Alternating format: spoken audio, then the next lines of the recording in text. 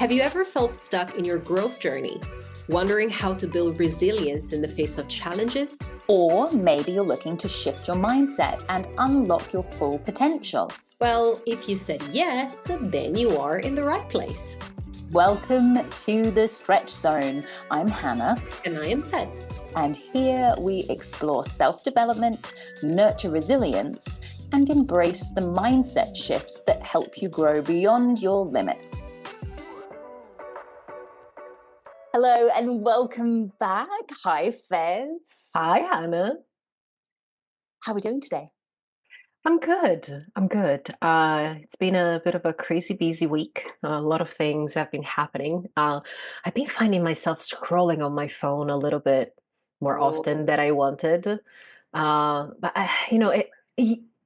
happens so often when I'm busy. It's just I really struggle to control myself when I'm busy and I have like 10, 15 minutes in between classes. I'm just like scrolling through Instagram and it's just a bit weird. But apart from that, it is such a modern day addiction that I think every single one of us has, unfortunately. And that's what we're sort of going to be gently referring to today. We're talking about how we can develop a long-term mindset in an instant gratification world. And gosh, so many things come up for me with this topic. I think it's a great one to focus on. We have all the best intentions and then suddenly we've lost 20 minutes of our life to absolutely nothing.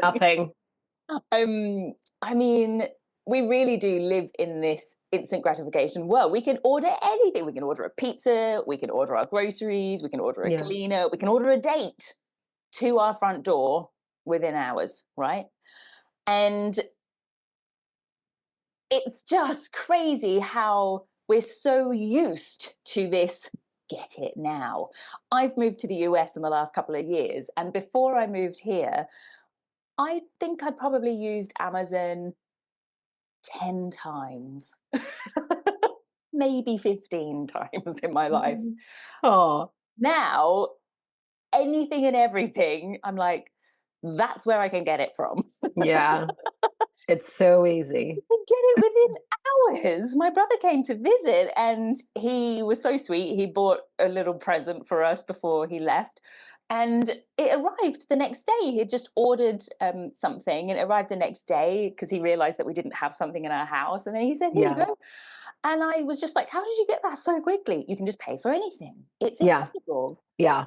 It really is. And there's wonderful things about it because it'll be very difficult going back from it. But goodness me, then it puts the bar so high on this need for get it done now, have it now, and not waiting or cultivating towards something that we work hard for.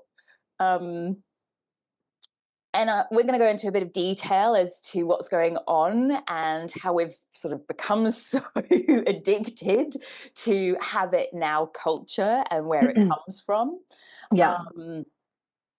And how, unfortunately, this get it now culture, I guess the downside of it means that we as humans do tend to quit sooner. Oh, yeah, we do. You know? We do. Have a wonderful idea about something. If it doesn't work out in 5 minutes, move on to the next project. Bye, Felicia. Yeah, no, definitely. Yeah, I mean, I think it's like we've reached a level that it's almost stupid. I've been using Amazon, just to follow your example, a little bit more often in the last few years. But I actually stopped thinking sometimes, and I would be like, if Amazon didn't exist, where would I even go to get this thing? Right. The problem, I don't know. I don't know. It's true. I have no idea. Like, I'm using Amazon to buy spices that I can't find in store. From Amazon. And I'm like, how did that happen? I kind of feel like I'm losing a little bit my ingenuity, if you wish. Yes. That's such a good point. I totally agree with you. I've moved to this new country and I don't know where to get things from. So No, I just go Amazon, it'll be here in 3 days. exactly. Yeah. I think like the scientific side behind all of this is actually quite interesting because um, instant gratification is a fundamental part of the reason why we are all still alive in some ways. So we often talk about the brain and how the brain is important for us. And well, our brain is our survival machine, really. We often try to understand like what is your brain main's job, why is it even there, and it's really not to make you successful, it's not to make you productive, it's not to make you a glowing Instagram influencer. Like the main job of your brain is to keep you alive. That's the foundation of everything. And so even from the dawn of time, our ancestors, quick rewards were often connected to survival. You see food, you eat it now before it spoils, and then it's gone. You see shelter, grab it now before the storm hits. It's pretty straightforward. Now, what we have learned throughout this process is immediate reward is good, safe, and smart. We want it. Um, the problem is that today, and we talked about this in a couple of episodes, there are no tigers anymore. We don't have to worry about shelters, like most of us, at least. There's always something to eat. There's always a place to be, to stay. The problem is that we still have these attitude wired, deeply ingrained in our brain, even though we don't really need it anymore.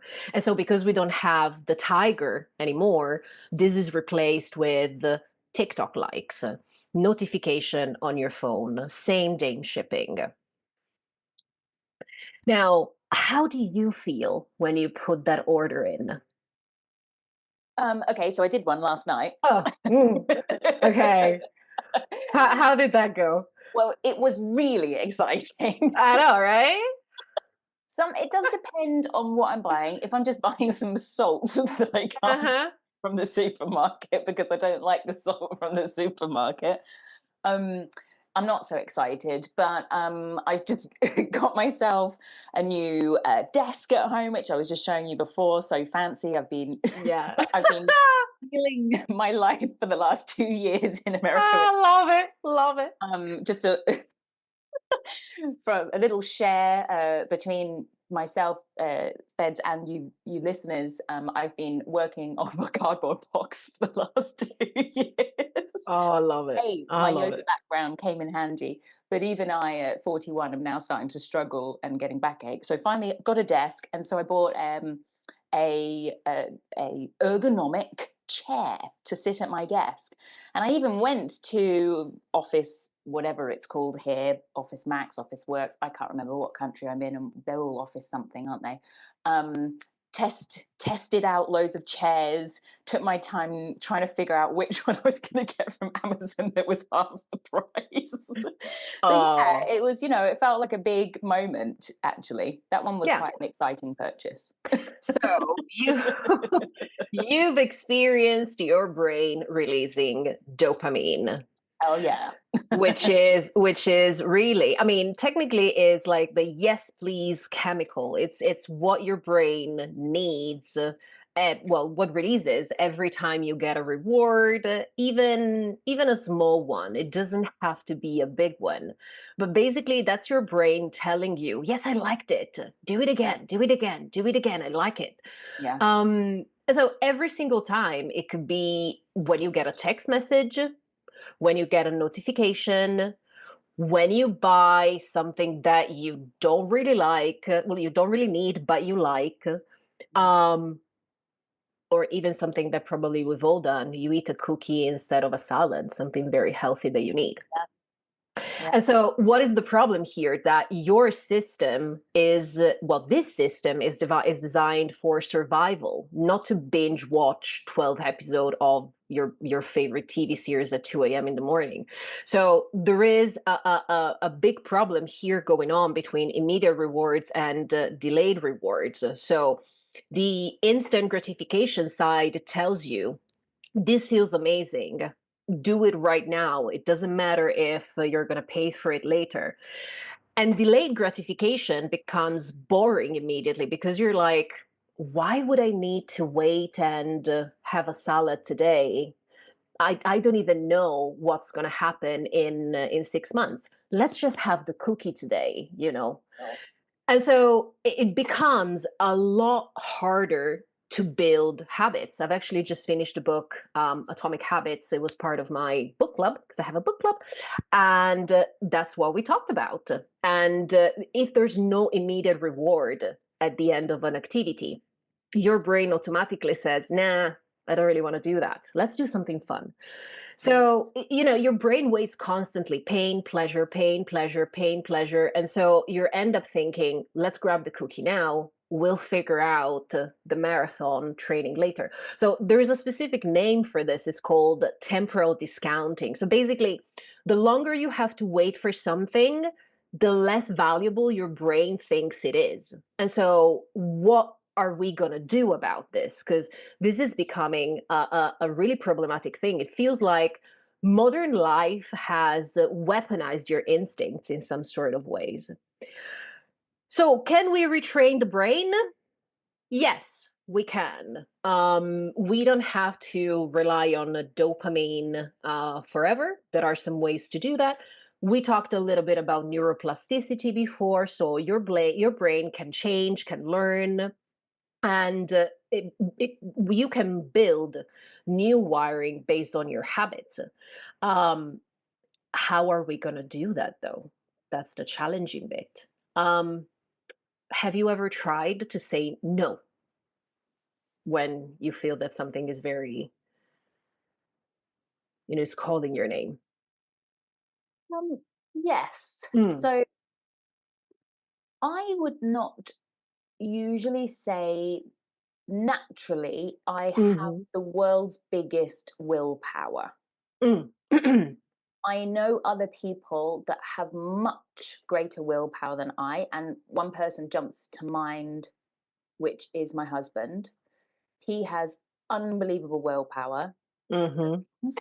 But Hmm. I'd say it's his biggest strength is his ability to work through discomfort, Hmm.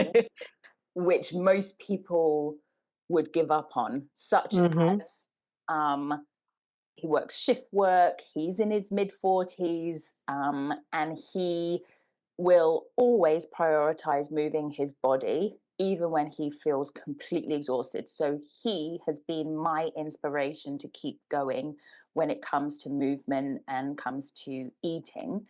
Hmm. Definitely I aspire from what he does, because Yeah. I'm able to sleep and eat pretty regularly, go to the bathroom even regularly. Those kinds of things that we take for granted when shift workers can't do, Uh-huh. such a huge impact on your physicality, and yet he's still able to sort of push through. I, however, really have to do some digging deep to sort of be like, okay, no, Hannah. In my early, very late teenage years to mid 20s, I put a lot of weight on in that time. And so I definitely remember for nearly 10 years really struggling with that aspect. I moved less and ate more. Um, so yeah, I definitely remember times when I've really mentally struggled to say no. Hmm. Recently, my biggest struggle is my mobile phone, without Mm. shadow of a doubt. Hmm. It became worse in COVID, Hmm. in the pandemic, and now Hmm. for the last 5 years, it's something that I constantly have to check back in with and put boundaries in place. Yeah. What do you think is the biggest challenge in when you're trying to do this? What is blocking you? It's that dopamine hit, isn't it? It's Mm. also an escapism from Mhm. having to deal with what's in front of you, which is just daily life. Mhm. I've had a difficult time, which I've been quite verbal about for the last 5 years. Things have definitely been more challenging. I went through a big moment of loneliness when we first moved here, didn't know many people. So it's an escapism, you know. Mhm.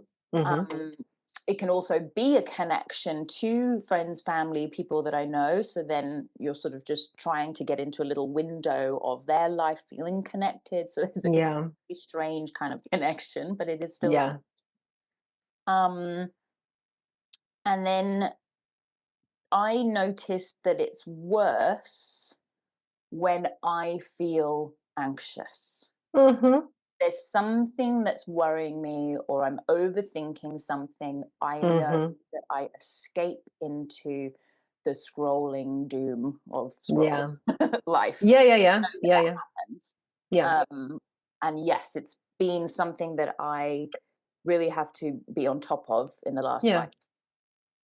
I mean, there is a scientific explanation to that. Like scrolling through your phone gives that immediate gratification that you need in a moment when everything else is extremely challenging. Yeah, And so it's just an easy fix, really. yeah. I remember, and I don't know why this example is really stuck in my head. In my previous life, um, I used to work as an event manager. And in one of my jobs, I was working with another person, and we were in the middle of rehearsal, preparing suppliers. It was a shitstorm around us. And at some point, she picks up her phone and she starts scrolling on Facebook. And she realized that she was like, why am I even scrolling? And she puts away her phone. And I was like, back then I didn't know. Now I know, because in that moment she just needed something familiar, something that could boost her dopamine and make her feel like, okay, yes, I'm The stupid charged again. thing is that actually it doesn't do that. It's No, like it doesn't. alcohol. It doesn't. It doesn't. It We drink doesn't. alcohol because in the moment it gives you a little happy buzz, and then you Mm-hmm. go maybe too far, or then you maybe even just um, Mm-hmm. maybe it's after you've had that buzz, then instantly Mm-hmm. like there's a feeling of, oh God, okay, no, that wasn't Yeah. so good. I mean, Yeah. it's classed as an addiction in the same way in terms of how it affects me and my mood and thoughts and feelings. Yeah. Scrolling on my phone. Yeah. I mean, the only time that really it's a good time is when I'm looking at silly, funny dogs Mm-hmm. on Yeah. Yeah. I Instagram. mean, And as long as I keep it to 5 minutes, then I'm like, yay, that's helped. So that then is okay.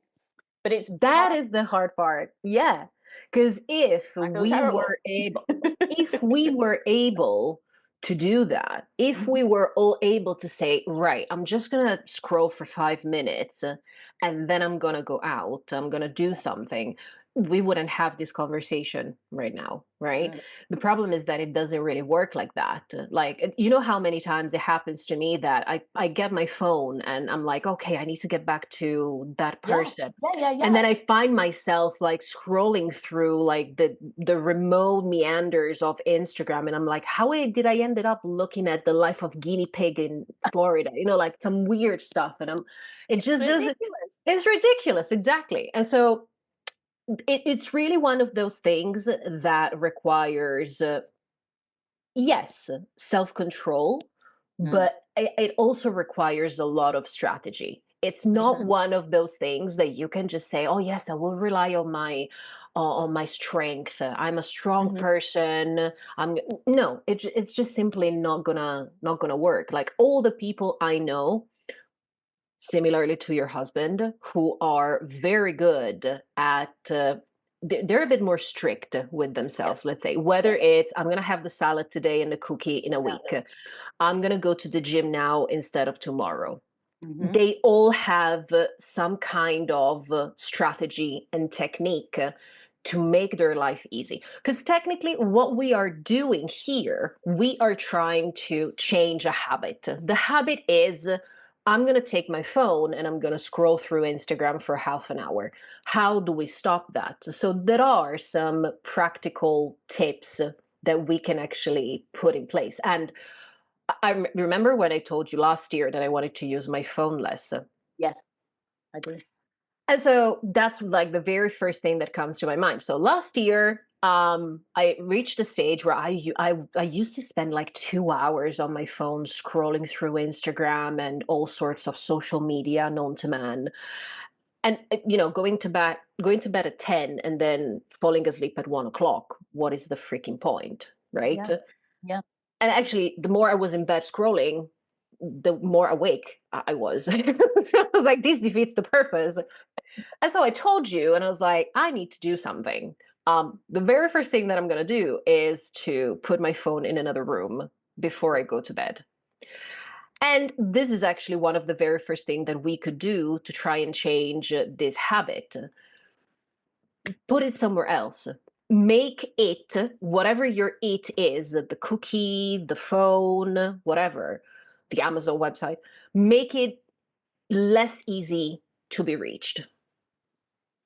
Yeah, I actually think we need to go back one step, which you mentioned, but we didn't add in there. And I think that I'm thinking of all the things that I've had to work hard for.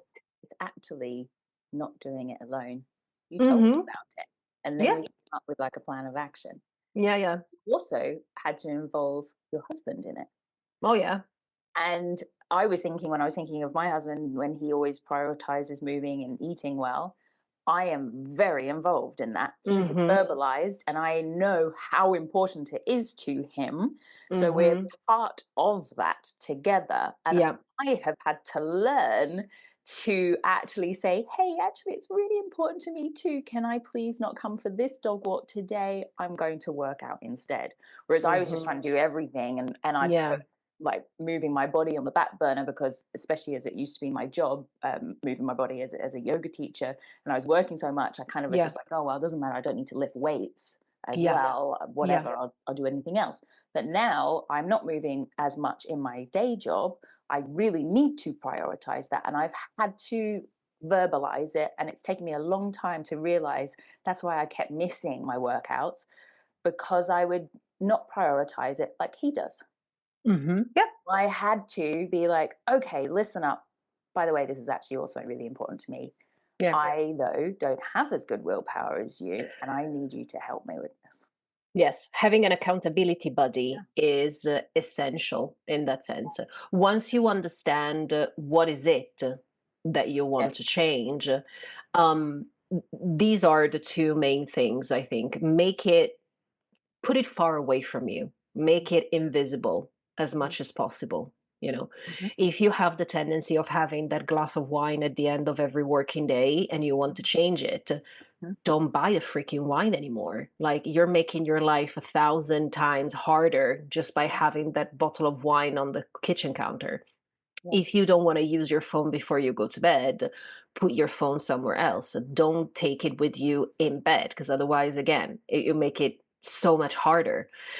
And talk to someone, have someone who can be also an inspiration for you, someone who, like an accountability buddy, who can keep you accountable, someone who has the power as well to come to you and say, what the heck are you doing? You shouldn't really be doing this. That's not what you told me you would be. Or actually, to me, it kind of makes me feel more responsible, because I'm like, how am I going to tell Hannah next week that I've used my phone?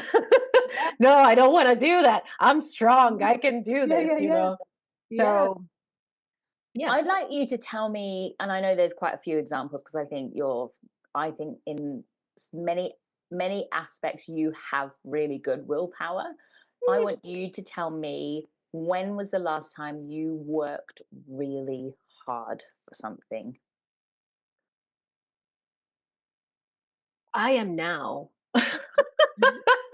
Tell us about that. I don't know why. I like to put myself in this freaking... I know. That's why I'm asking it. Oh man, I feel like sometimes I'm a bit of a masochist. Like I don't know. I like to push the boundaries of my willpower. Yep. So now um I've decided to do a 75. Have you ever heard of a 75 hard? No? 75 what? 75 hard. It's called 75 hard. So it's No. basically 75 days. It's a challenge. It's a fitness challenge. So Okay. it's 75 days and it's hard because there are not many rules, but it's quite brutal. Like you have to work out twice a day. You have to drink 4 liters of water. You have to read 10 pages of a book per I'm sorry, you've day. agreed to do this. I was the one suggesting it. I know, I'm mental. I know. Love Um, yeah. So, Rule number one with coaching, is it realistic? you know what? So I, I'm joking. I've decided. No, you know what? Like I'm doing it with a friend, right? Yes. And so she was on board straight away, but Wow. we also decided to try and make it a tiny bit flexible because Okay. technically the idea here is if you break one of these rules, you have to start from day one.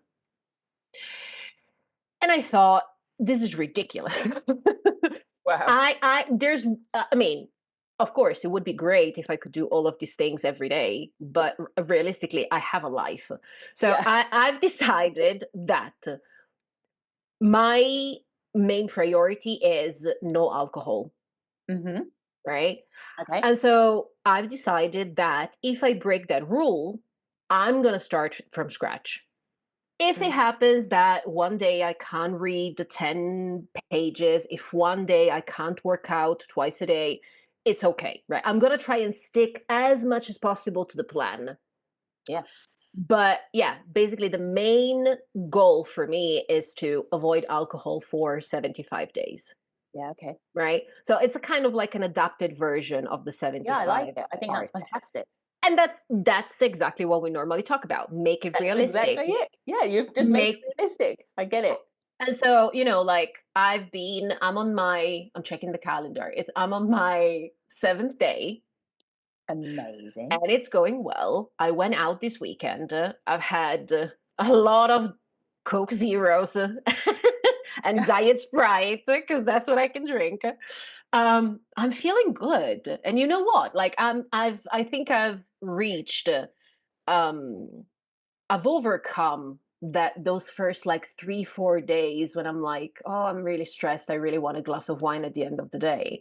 Because now I'm starting to feel lighter, more energetic. So going back to that reward system that we talked about at the beginning, I can feel better now. And so for me, I see that there is a reason why I'm doing this.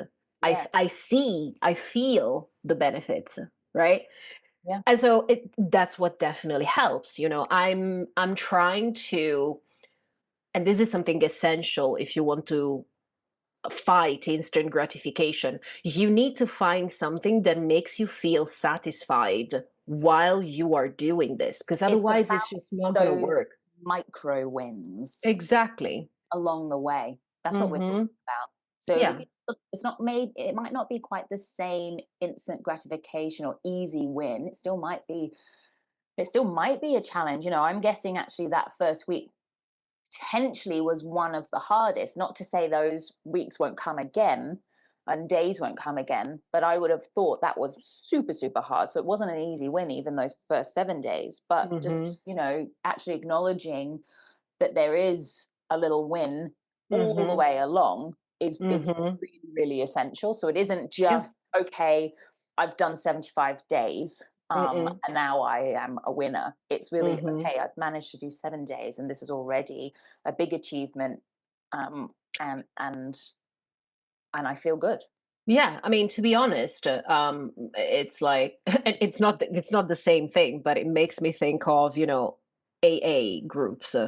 The idea is that it doesn't matter the destination, like each day is important, is as important as the destination, like it, because you need to take it day by day. And so in this situation it's the same, when people try to avoid instant gratification. And I've had this conversation with some of my clients, and they're like, oh, but I don't know how I'm going to avoid using my phone the whole day. And I'm like, you don't have to avoid using it the whole day. Yeah. Start small. Start with something that is feasible, achievable, Instead of checking your phone, instead of bringing your phone everywhere with you, leave it in one room. So at least that, leave it in, I don't know, in your office, and when you go to the kitchen to make yourself a cup of tea, So that's what I do. don't bring it. So I'm always at my worst when my husband's not at home. I tend to carry my phone around with me, and I'll definitely be on it, looking at it a lot more. It's usually my time, so I do a lot more work when he's not around. So then, unfortunately, we need our phone in this modern world just to organize our life and organize work and things. So it is very difficult to not have it nearby and be checking it quite regularly. But that is one of my tactics, which is to leave it. I've got a 3-level floor at home, and I will try and leave it in a place, and I'll sort of have to try and remember if I need to check my husband's still alive, or if I know that he's about to arrive home and I need to pick him up or whatever, then I have to have it close. But I will try to go for sort of half an hour stints where I don't carry it around the house with me. That's when I know things are getting bad, is when I'm really carrying it absolutely everywhere with me. Yeah. There was a time when I started thinking, oh, maybe I should get a dumb phone. Yeah. My cousin has one. And I was like, I'm pretty sure that I have one of my Nokias from I'm definitely sure that I have some Nokias from my teenage golden years. They probably still work because those little things could survive the apocalypse. And so I just basically need to charge it and put my SIM in it and just use it after working hours, because I genuinely need my phone mostly for work, to be honest.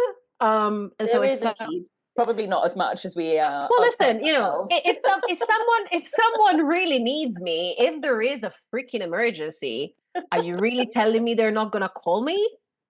Yeah. Yes. So I think that, and I, like, yesterday I tried to do something similar. Like, I left my phone in my office. I'm starting to become better at recognizing when I am doing it. And a lot of people don't realize. They don't realize it. Like, some people, they just scroll through Instagram, social media for hours and hours and hours and hours and hours, and they don't even realize. So I'm building this kind of self-awareness. It is important. When you notice that you're about to reach out and get your phone, try to delay that moment. Just tell yourself, no, I'm just going to give myself 5 more minutes. I'm going to do something else. I'm going to go make myself a cup of tea first. By the time that you're going to be in the kitchen, maybe you're going to have started a conversation with someone else, and maybe you're going to have forgotten, that you wanted to check your phone in the first place. This is why I believe mindfulness practices are so vital in this modern world. And I think some people think, okay, so mindfulness is meditating, and yes, it is, but actually there's another aspect to it. We don't necessarily just sit still and just think about where we are in the moment. We are also putting it into practice in modern day, where we might move mindfully, we might sort of contemplate mindfully, we may sit in a mindful posture, but we might move in a mindful way.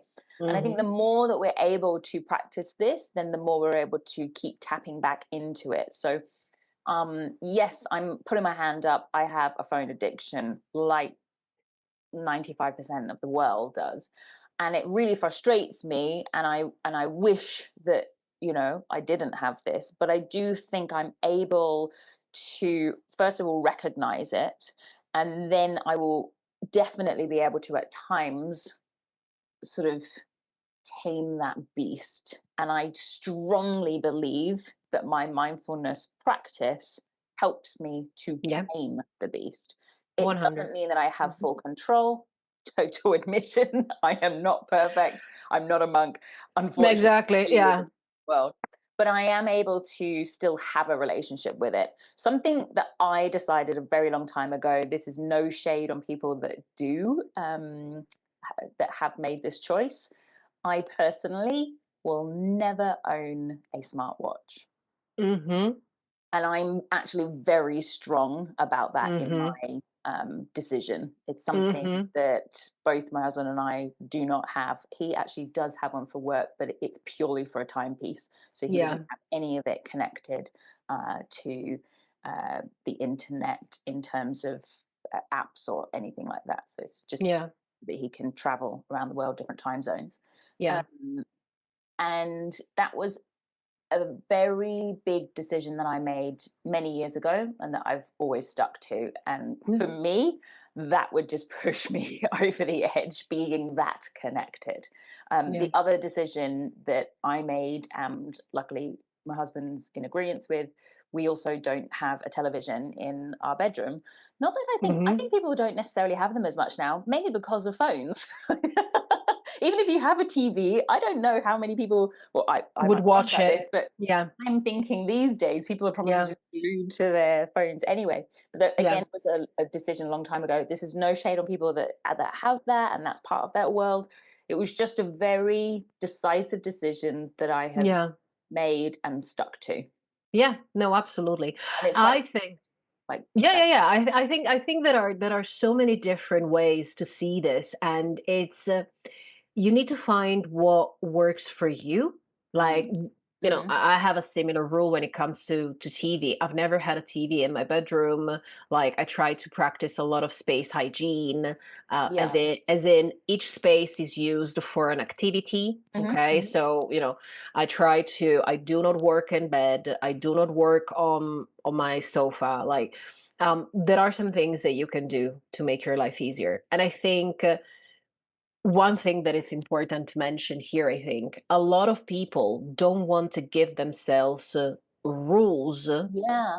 because they are afraid of breaking them. When I Mm-hmm. talk to some of my clients and Failing. they're like, It's when I never talk failure. no, no, no, exactly. When I talk to some of my clients and they're like, "No, I'm just not good at sticking with things. Like, I'm just not good at continuing and keeping up." And I'm like, "Well, what do you do to try and stick to all of those things that you want to do?" Like, in this case, it would be delaying instant gratification, Yeah. building a long-term mindset.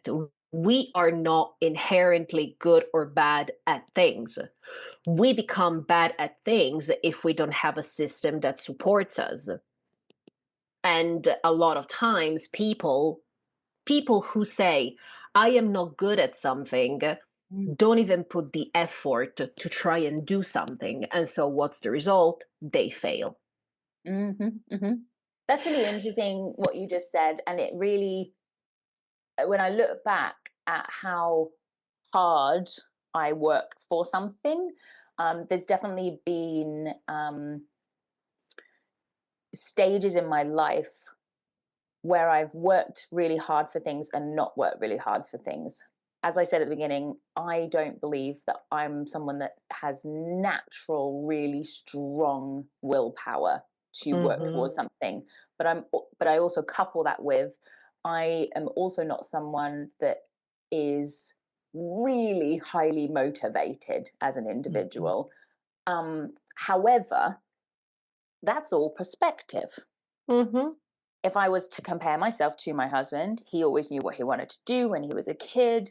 And I mean, he likes to say that kind of saved him. And in some ways it did. It meant he buckled down. He was a little bit of a cheeky monkey as a youngster. And then once he decided what he wanted to do, it was just nothing's going to stop me. And he worked incredibly hard to do it and continues to work incredibly hard to keep doing it. Whereas I grew up with this idea, I don't know what I want to be when I grow up. And I still love to use this as a joke, although I do think I've finally started to find my path. But I do joke about that a lot. And I guess my willpower kind of was always towards other things. I am someone that works towards pleasure. And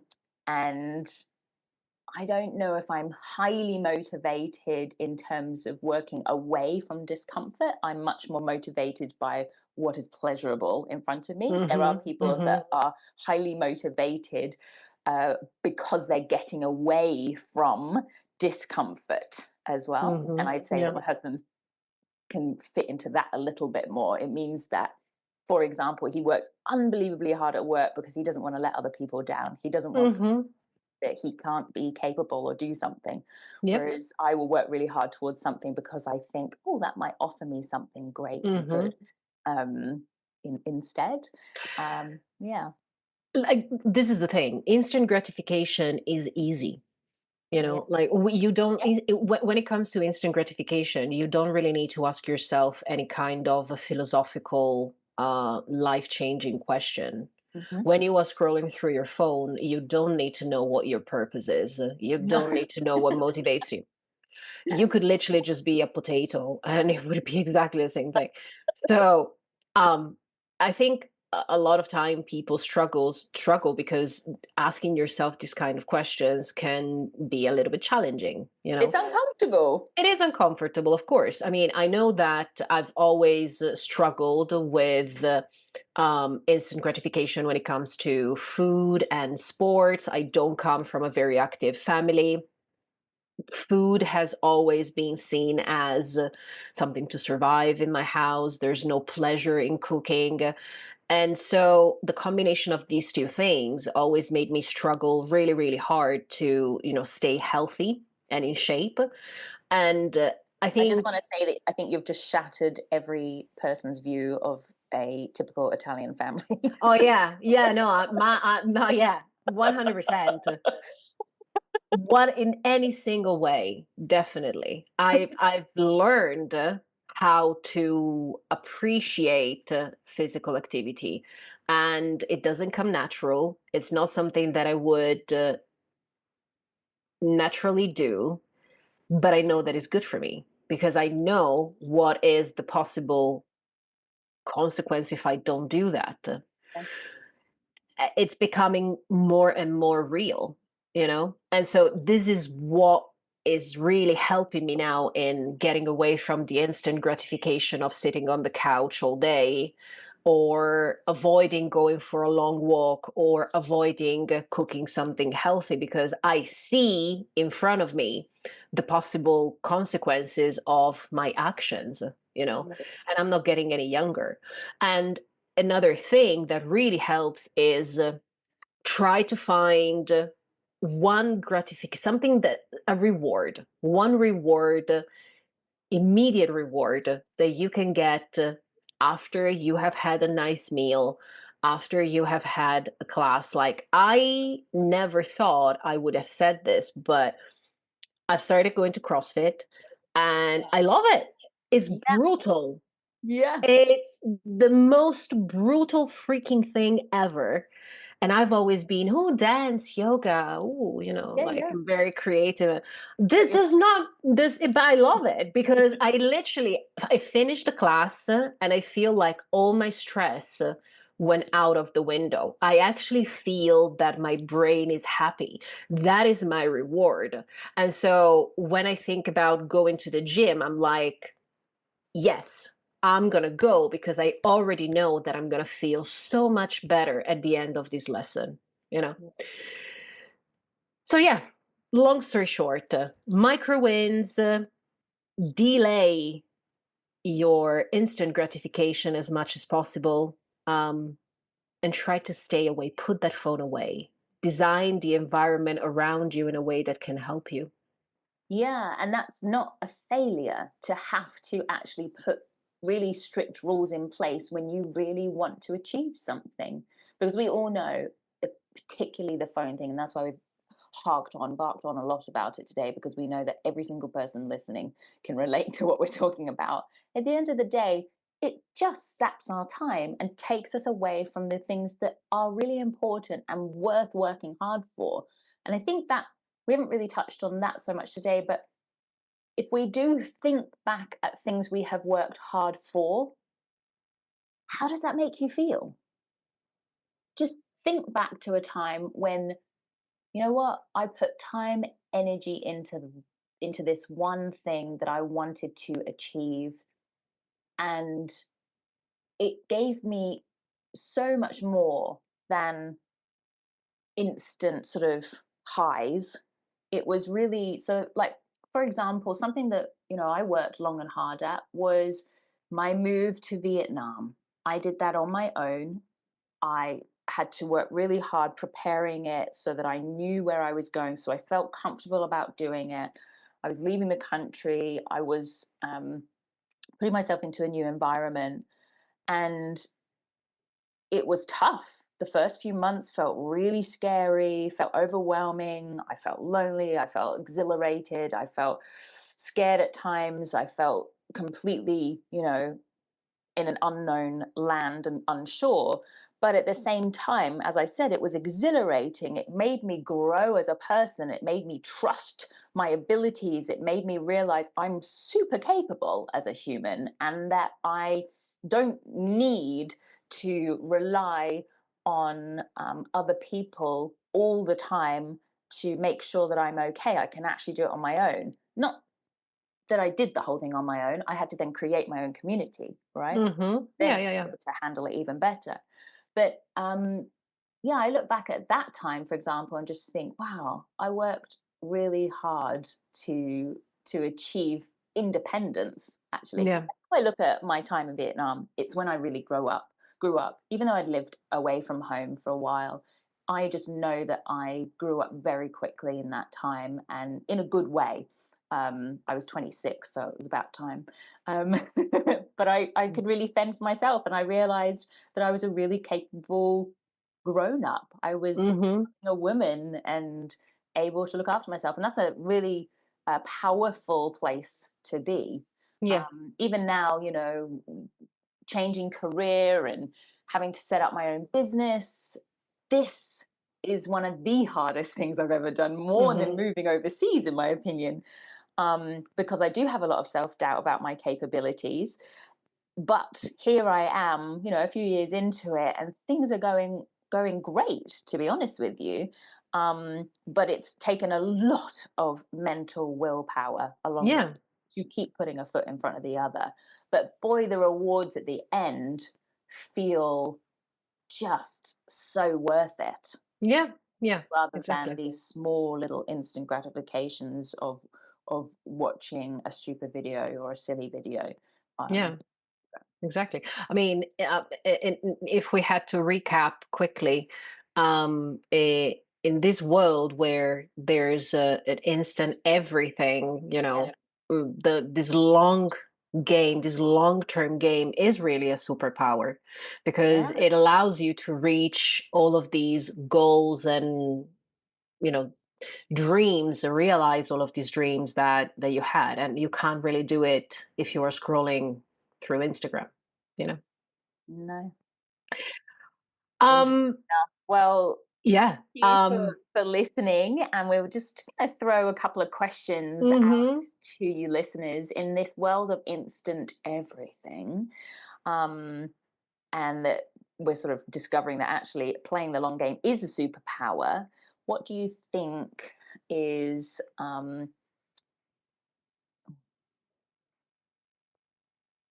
what do you think is one of the hardest things that you have had to work for, and what were the rewards that you felt um, after you achieved it?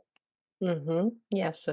I'm curious to know how you are nurturing your patience. How are you going to try and be a little bit more patient every single time you feel the urge of grabbing your phone, of eating that cookie, or now, one little thing. When I say eating that cookie, I have nothing against cookies, okay? I'm Yeah. just saying we're talking, of course, about, you know, situations that require a little bit of self-control, of course. Let us know. Of course, as always, you can find us on pretty much any social media, Instagram, YouTube, Threads, at the Stretch Zone _podcast. And shall we tell them what we're going to talk about next week? Yes, if I can remember. Give me 2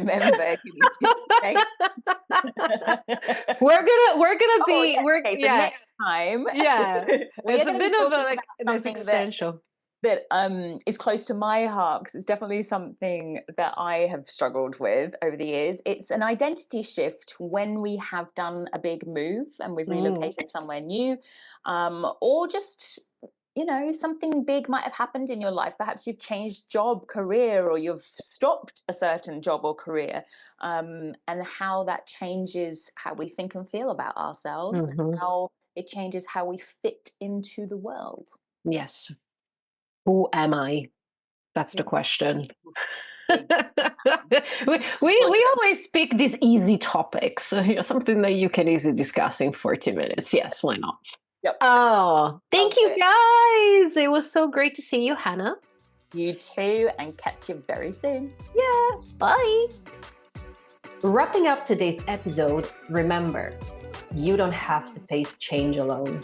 If you'd like to connect or learn more about working with us individually, reach out to us through our Instagram account at @thestretchzone_podcast, or find our emails in the footnotes to this episode. We're here to support you on your journey, each in your own way. Thanks for tuning in to today's episode of The Stretch Zone. If today's discussion resonated with you, remember to subscribe, leave a review, and share the episode with anyone stretching beyond your comfort zone.